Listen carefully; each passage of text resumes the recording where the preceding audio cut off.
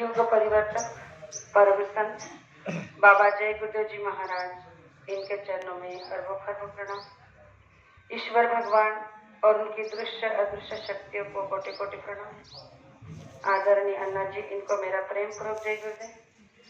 यहाँ पर जो तस्वीर हमारी गुरु बहन की रखी है, उनको भावपूर्ण श्रद्धांजलि और प्रेम के साथ जय गुरुदेव। साथ ही साथ यहाँ पर उपस्थित शाकाहार प्रचार में चलने वाले सभी माता पिता भाई बहनों को, आड़गांव ग्रामस्थ माता पिता भाई बहनों को बड़े प्रेम के साथ जय गुरुदेव। प्रेमियों, आज का ये सत्संग और इस रैली का समापन जहाँ हो रहा है, उसके बारे में हमने अभी बहुत कम शब्दों में सुना कि आज का रैली का समापन यहाँ क्यों रखा है। हमारे जो पिता तुल्य है प्रतापन्ना, वो गुरु महाराज के बहुत ही कर्मठ और समर्पित प्रेमी है। हमारी माता जी जीजा ताई भी और अन्ना भी गुरु महाराज के ऐसे कर्मठ सत्संगी है कि इस उम्र में भी गुरु महाराज की दया के लिए, उनके कार्य के लिए जब समय मिले, जैसे मिले, जिस हालात में मिले, वो निकल पड़ते हैं और पूरा पूरा सहयोग करने की कोशिश करते हैं। अब जो हालत उनकी हुई है, ये तो मैं इसके बारे में ज्यादा कुछ नहीं कहना चाहूंगी, केवल इतना ही कहना चाहूंगी कि जिस पर गुरु की असीम दया कृपा होती है और कहते हैं कि जो गुरु को समर्पित हो जाते हैं, उनकी जीवन की हर एक दिशा, उनकी जीवन का हर एक खुलासा केवल गुरु करते हैं। फिर उसके जीवन में सही गलत, अच्छा बुरा, सुख दुख जो भी होता है, वो गुरु को समर्पित किए हुए उनके इशारे से ही होता है, उनके दया से ही होता है। अब 2 महीने पहले जब मैंने इनसे बात की थी, तो उस दिन ये बात करने की स्थिति में भी नहीं थे। जब अस्पताल में थे, वहां से मुझे ताई ने फोन किया और जब रोने लगी तो मैंने कहा कि आप रो रही हो, मुझे आश्चर्य है कि आप रो रही हो, क्योंकि मैं आप पर बहुत गर्व करती हूँ कि आप इस समय, इस कलयुग में ऐसी सावित्री हो, ऐसी भक्त गुरु महाराज की बनी हो कि जिसका उदाहरण हर समय देना भी कम पड़ जाए। और आपका गुरु पर इतना विश्वास है और फिर भी आप रो रही हो। तो उन्होंने मुझे एक ही बात कही कि रोना मुझे इसलिए नहीं आ रहा है कि गुरु महाराज ने दया नहीं की। मुझे विश्वास है कि तेरे अन्ना का कुछ नहीं होगा, वो ठीक हो जाएंगे। रोना इसलिए आ रहा है कि गुरु की दया थी, इसलिए हम समय पर पहुंच गए अस्पताल और आज वो सही है। पर आगे की अब तुम सोच लो और गुरु महाराज से कह दो कि क्या कहना है।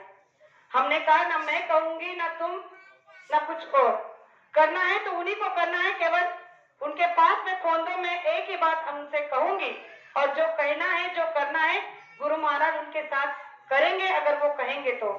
मैंने अन्ना को केवल एक ही बात कही, फोन कान को लगा दिया और कहा कि आप केवल गुरु महाराज के आगे भीख मांगो, आप केवल गुरु महाराज से दया मांगो, क्योंकि देने वाला वो बैठा है।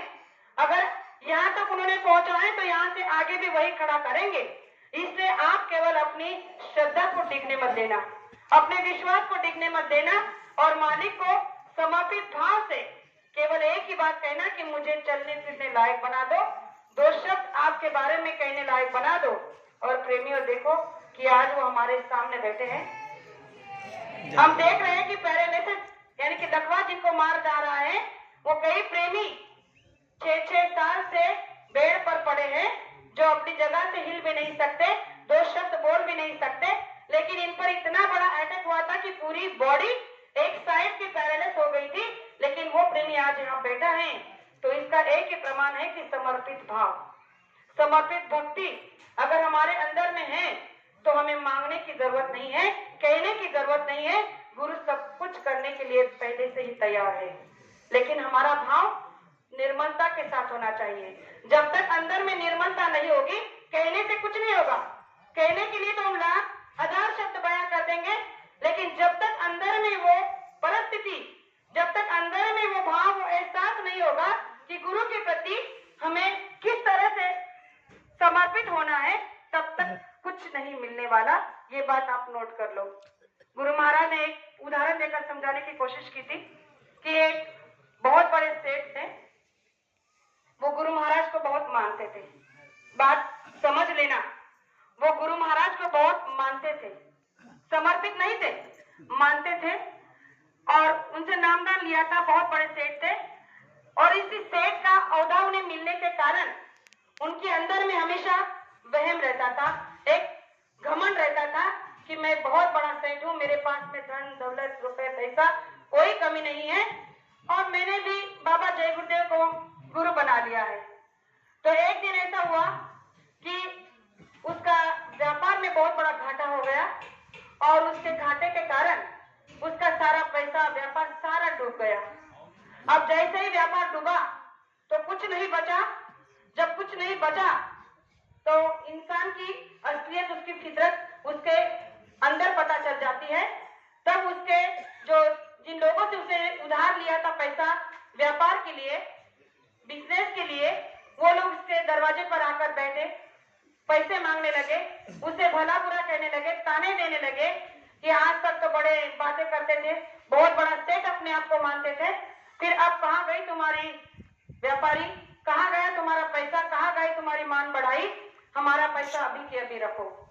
जब लोगों ने उसके घर पर दस्तक देना शुरू कर दिया, उसे अपमानित करना शुरू कर दिया, तब उसे गुरु की याद आई और वो उसे अंदर से दरवाजा बंद कर लिया, गुरु महाराज के फोटो के आगे खड़ा हो गया और फिर रोने लगा। रोना दो प्रकार का होता है। जो बाहर से रोता है ना, उसे दुनिया के लोग भी भीख नहीं डालते, तो परमपिता परमात्मा क्या ही डालेगा। लेकिन जो अंदर से रोता है, उसकी आंखों में इतनी ताकत होती है कि उसकी फरियाद सुनाने से पहले उसके आंसू वहां तक पहुंच जाते हैं और उसकी फरियाद पूरी हो जाती है। तो उस दिन उस सेठ के आंसू अंदर से निकले और वो गुरु महाराज से कहने लगा कि मैंने केवल आपको माना था, गुरु बनाया था, लेकिन समर्पित नहीं हुआ था। लेकिन आज मैं अपने आप को सरेंडर करता हूँ, समर्पित भाव से मैं आज आपके सामने नतमस्तक हो रहा हूँ। मेरी हस्ती जो थी वो मुझे पता चल गया कि मैं क्या हूँ और कितना हूँ। लेकिन आज जो बाहर लोगों की भीड़ लगी है, जो मेरी इज्जत उठाने में लोग खड़े हैं, आप वही इज्जत बनाने में आपकी मदद की जरूरत है। मुझे कल बाहर निकलना है, लेकिन किस मुंह से निकलूं? लेकिन अगर आप चाहो तो मैं दुनिया में सर उठाकर निकल सकता हूँ। अब मेरी भक्ति की लाज रखो और मालिक कुछ ऐसा करो कि मेरी सारी विपदा दूर कर दो। रोने लगा और वो जो विरह के आंसू होते हैं प्रेमियों, उन्हें बहुत शक्ति होती है। अगर आपको यकीन हो तो एक बार ट्राई कर देखना, अभी तक नहीं किए होंगे तो एक बार करना। गुरु महाराज के आगे केवल वो आंसू गिराना जिनकी उन्हें जरूरत है। तो इसके आंसुओं ने गुरु महाराज को पिघला दिया और जब रात को सो गया और सवेरे किसी ने उसके घर के दरवाजे की कुंडी को खटखटाया, उसने दरवाजा खोला तो एक अनजान प्रेमी हाथ में पैसों का सूटकेस लिए उसके सामने खड़ा है और उसे कहता है कि भैया, मुझे पता चला है कि आप बहुत बड़े व्यापारी हो। अभी हालात आपकी ठीक नहीं है, लेकिन क्या हुआ, आप बहुत बड़े जाने माने व्यापारी हैं, तो मैं आपके साथ में व्यापार करना चाहता हूँ भागीदारी के साथ। तो ये पैसा मैं आपको भागीदारी के तौर पर देना चाहता हूँ, आप इसको अपने व्यापार में लगा दो और मुझे आपका भागीदारी बना लो, पार्टनर बना लो। और वो प्रेमी वो पैसों का ब्याज देकर चला गया। इस प्रेमी के आंखों से धारा बंद नहीं हो रही है आंसुओं की, कि जिसको मैंने केवल 2 आंसू दिए, उसने मेरी इतनी बड़ी प्रॉब्लम एक पल में, एक रात में सॉल्व कर दी और उसने वो सारे पैसे जिन से उधार लिए थे उन्हें दे दिए और फिर से गुरु महाराज से समर्पित भाव होकर एक विनती और एक प्रार्थना की कि आज के बाद मेरा जो कुछ भी है, मेरे पास में मेरा शरीर भी, मेरा तन मन धन जो कुछ भी है केवल आपका है। आप जो भी करेंगे आप ही करेंगे, मैं कुछ नहीं हूँ। और इस भाव से उसने अपने व्यापार में फिर से शुरुआत की और वो सफल रहा। प्रेमियों, ये भाव तभी बनते जब अंदर में निर्मलता होती है। दूसरे के प्रति ईर्ष्या, द्वेष, कपट अगर रहेगा तो चाहकर भी आप चाहे जितनी भक्ति का ढोंग कर लो, सोंग कर लो, होगी। और ये तो संसार है, इस संसार में तो हर तरह के लोग हमें मिलेंगे, लेकिन हमें उनकी तरह नहीं चलना है या उनकी बातों को सुनकर अपने आप को बदलना नहीं है। हमें अपने आप को देखकर बदलना है। आपको पल पल में लोग मिलते रहेंगे, कोई कुछ कहेगा, कोई कुछ कहेगा, लेकिन आपको केवल वही सुनना है, केवल वही लेना है जो आपके लिए सही है, आपके लिए अच्छा है, जिसमें आपका हित हो, जिसमें आपके गुरु महाराज हम जो हमेशा शिकायत करते हैं ना, तो एक बात गुरु महाराज ने कही थी कि आप जब रोते हो, मांगते हो, तो मैं आपको वो देता हूँ जो आपके लिए सही होता है। और हम क्या चाहते हैं, हमें वो मिले जो हमारे लिए सही हो, लेकिन उनका देने का रिवाज अलग है। वो देते हैं जो हमारे लिए अच्छा और सही होता है। तो ये जो भी बीमारी, दुख, तकलीफ, संकट आता है, ये हमारे लिए उन्होंने सोच रखा होता है, तभी मिलता है कि कर्म कटाना है इसी जन्म में, तो यही भुगत कर जाना है और यही सब कुछ खत्म कर जाना है। फिर से जन्मना न मरना। अगर फिर से जन्म और मरना है तो फिर भुगतना नहीं होगा, फिर रोना होगा, गुरु महाराज से फरियाद करनी होगी कि कोई कर्म ऐसा ना दो कि जिसे मैं सह ना सकूं, जिसे मैं भोग ना सकूं। लेकिन गुरु महाराज ने कहा कि कर्म अगर यही भुगत लोगे तो फिर से जन्मने की ना उम्मीद रहेगी, ना आस रहेगी, ना आपकी इच्छा रहेगी। इसीलिए जो कर्म यहाँ मिल रहे हैं, कर्म के साथ में जो दुख, सुख, तकलीफ, बीमारी, तकलीफ, संकट जो भी आ रहा है, उसे खुशी खुशी हमें स्वीकार कर लेना चाहिए कि ये भी हमारे प्रारब्ध का एक हिस्सा था जो हमें मिला, और इसे काट कर हमें यहाँ से निकल जाना है। और इन सभी रास्ते से जब निकल जाएंगे तो गुरु महाराज ने कहा कि आपके लिए एक बहुत अच्छा समय जो आगे गुरु ने तय कर रखा है, जिस पर चलते हुए केवल फूल और फूल रहेंगे, ना कांटा, ना कोई ऐसी बात होगी कि जिस पर चलते हुए हमें कोई दुख तकलीफ नहीं होगी। तो प्रेमियों, ये संसार की खटखट तो चलती रहेगी, इससे निकलकर हमें परमार्थ कर लेना है। इस पर एक छोटा सा 2 मिनट का प्रमाण रखना चाहती हूँ।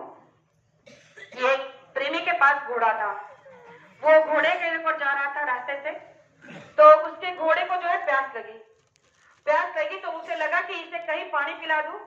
तो उसे देखा कि एक किसान अपने कुएं पर राहत से पानी निकाल रहा था अपने बैलों से, और वो पानी राहत से बाहर फेंक रहा था।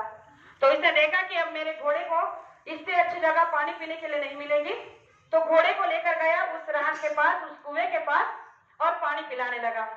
अब जैसे ही वो बैल आगे जाते और राहत कुएं से पानी भरकर बाहर आता, और जैसे ही वो घोड़ा पानी पीने के लिए झुकता तो वो राहत की खटखट से दुबक जाता था, यानी कि डर जाता था, खड़ा हो जाता था।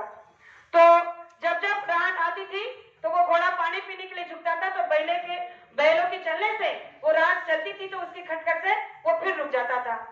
तो घोड़े वाले ने उस किसान से कहा कि भैया, कुछ देर के लिए जो है तुम्हारे बैल को रोक लो, क्योंकि तुम्हारे बैलों के चलने से ये राहत की जो आवाज आ रही है, इस आवाज की खटखट से मेरा घोड़ा जो है पानी नहीं पीता है। तो उस किसान ने बड़ा सुंदर जवाब दिया। उसने कहा कि भैया, ये खटखट ही है जो तुम्हारे घोड़े को पानी पिला सकती है।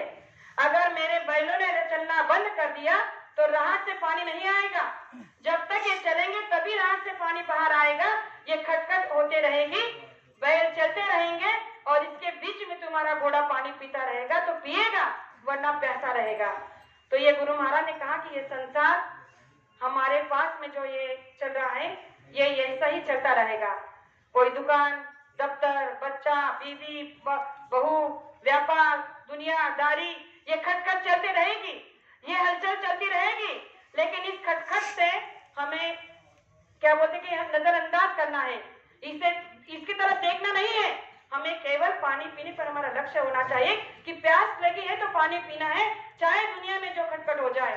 तो प्यास केवल परमात्मा की, परमपिता की होनी चाहिए। अंदर में जो जीवात्मा बैठी है उसे जगाने की होनी चाहिए कि जीवात्मा जग जाए। ये प्यासी जीवात्मा जब जग जाएगी, ये राहत की खटखट हमें सुनाई नहीं देगी। तो इस खटखट से बचना है, बचाने का रास्ता गुरु महाराज ने दिया है। केवल हमारा लक्ष्य बना रहे, लक्ष्य रहेगा तो आप अपने लक्ष्य पर अवश्य पहुंच जाओगे।